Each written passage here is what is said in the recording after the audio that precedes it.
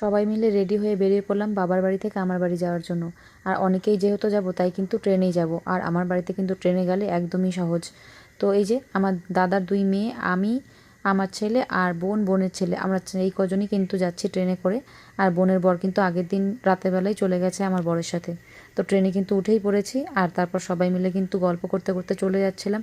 আর বাইরের ওয়েদারটা কিন্তু খুব সুন্দর, তাই কিন্তু একটু ভিডিও করে নিয়েছিলাম। আর ট্রেনে করে আমার বাড়ি যেতে বেশিক্ষণ কিন্তু সময় লাগে না, মাত্র 20 মিনিটেই চলে যাওয়া যায়। আর যদি আমরা গাড়ি বা স্কুটি নিয়ে যাই তাহলে কিন্তু প্রায় 1 ঘন্টা মতো লাগে। তো এসেই কিন্তু সব কাজকর্ম সেরে নিয়ে রান্নাটা বসিয়ে দিয়েছি।